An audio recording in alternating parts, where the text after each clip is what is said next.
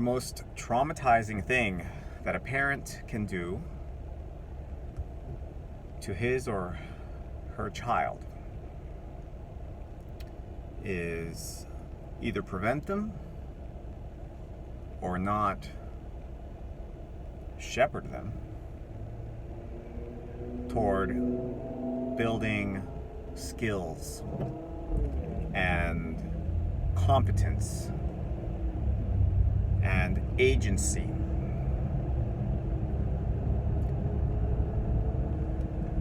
People these days really devote an enormous amount of finger pointing and blame toward parents and childhood and trauma and all this stuff, often just completely missing the mark.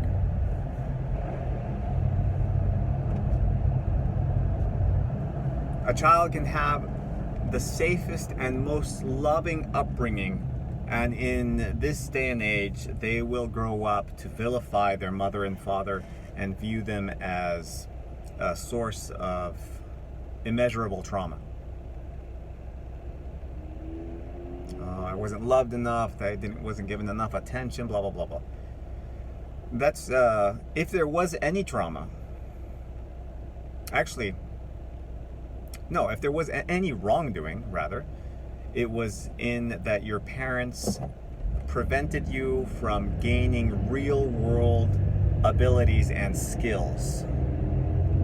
Because what that does is it brings about a young adult into the world who feels a inherent helplessness. And it is within a helpless state of mind that you can't help but point the finger somewhere else and start to gin up reasons for why you are helpless, and almost retroactively traumatize yourself in the process. You start viewing your past from the lens of trauma and start to think that is the reason why your current life is in such a mess. But really, the source of all of these problems that people seem to place blame on their childhood for is really in the lack of ability, competence, and skill. Something that could have easily been remedied by you in your young adult years. You could take the person with the absolute textbook worst childhood ever, okay? Just imagine the worst. A child adversity chart off the charts.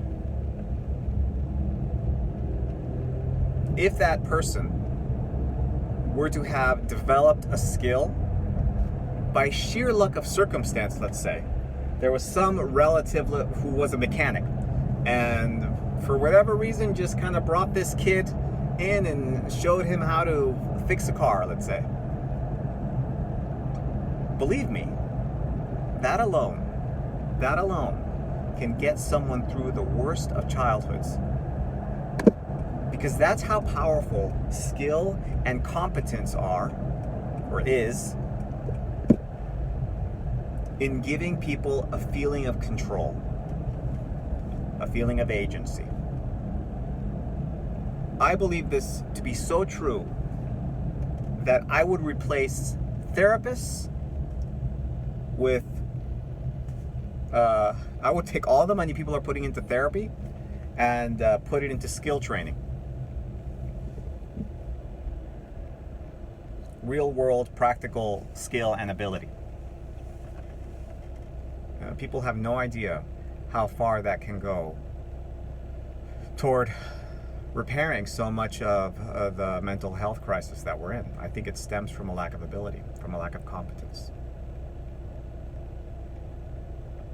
We have so many shortcuts in the modern era for achieving things without skill. I mean, the industry where this happens the most is in the realm of politics. The entire Kamala Tim Walz ticket was such a manifestation of how far we have been able to fake our way to high places of influence.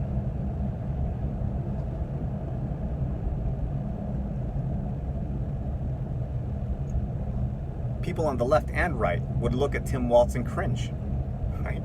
He's like, and so many women would cringe at Kamala, of course, because they could just see through. They could just see through the falsity and the empty calories of what they have to offer. Tim Walz is such a great example because there were so many times he lied about his achievements or his history or his experience. And it shows you how capable we are to really delude ourselves into believing ourselves to actually be far greater of a person than we really are. Oftentimes, one of the solutions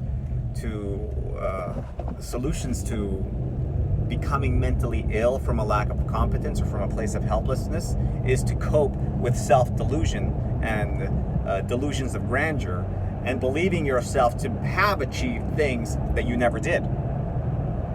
It's a way of tricking yourself and hacking the system and compensating for your lack of competence by imagining that you have the competence so that you don't have to deal with that feeling of lack. It's within competence and it's within ability that lies the answer. And the remedy to most, I'll say it, most mental illnesses.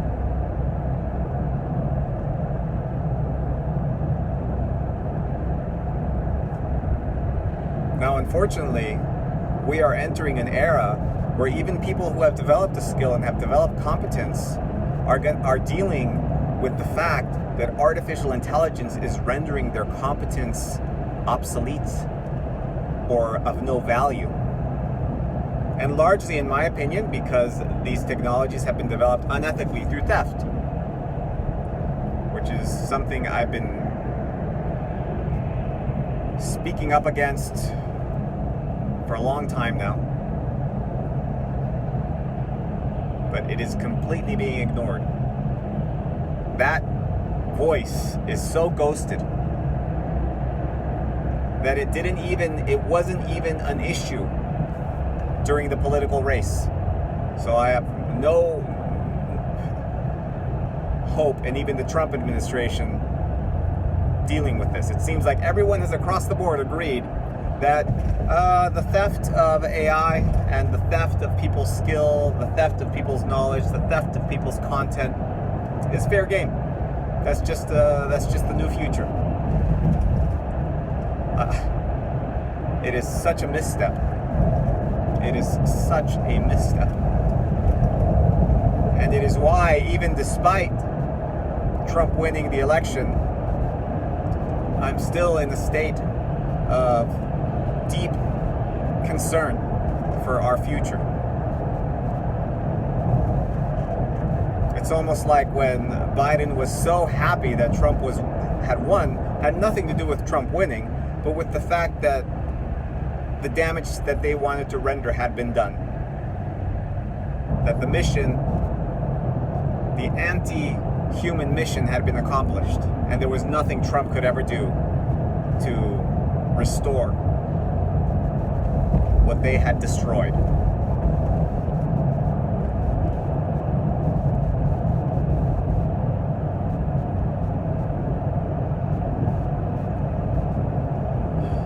So we have quite an uphill battle, all of us, to face in the years ahead, of having to develop a skill, competence that gives us a sense of control over our life. Because when we lose that, when we lose a sense of control over our own direction and our own destiny, we attempt to control others or control things that are out of our control. We project, we dissociate, and use something external as a locus of control.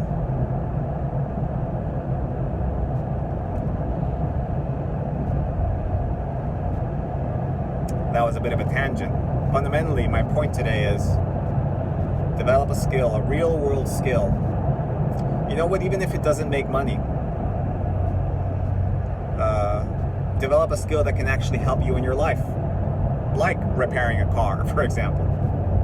Start small. Start with doing your own oil changes.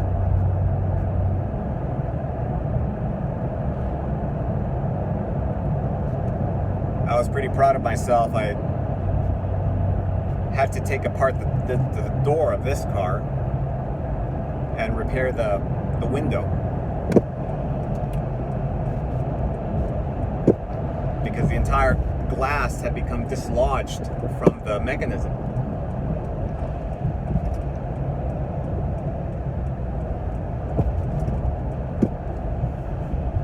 Fortunately, all the electronics everything was fine. It was just purely I needed to reattach the glass to the system that raises it up and down and glue it again.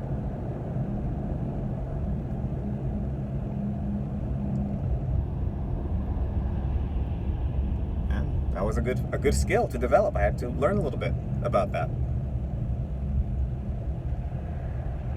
Definitely made mistakes.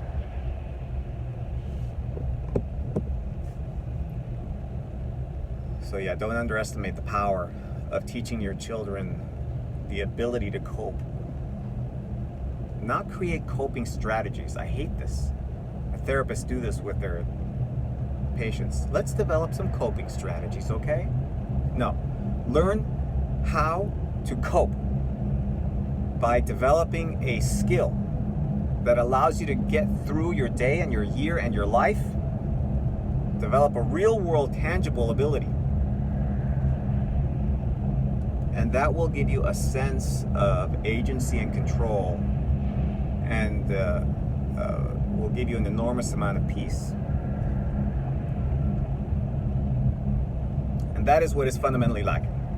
That is what is fundamentally lacking, especially in the privileged modern West, where we just are so used to having other people do things for us. We have someone else repair our car. We have someone else change the oil. We have someone else build the car. We have someone else supply the gas stations with gas so that I can simply drive up to it and put a hose in. In some states, people will do that for you. If the furnace breaks in your house, you have to call someone to come and fix it.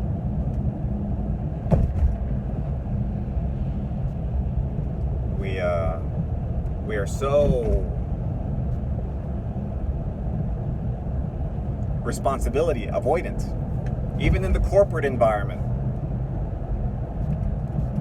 They want to distribute decision making so much instead of picking a leader, so that nobody is truly responsible if the project fails. Then there's no one that you can point to. We just distribute responsibility among so many people. Let's distribute decision making among so many people that nobody is fundamentally ever to blame if this project fails. We are so responsibility avoidant.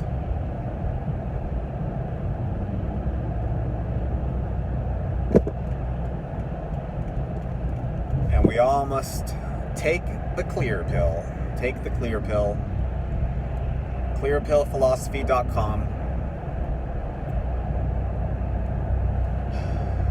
And understand that the buck ends with each of us, and we must take responsibility for our life. We're gonna have to develop autonomy. We're gonna have to develop autonomy because the economy and the nature of economics is about to radically change. So that's my rant for the day. Hope you enjoyed that. Thank you for watching. If you liked it, hit like. hit subscribe. Send other like-minded people over here. And maybe there's a tribe after all that we belong to. Take care.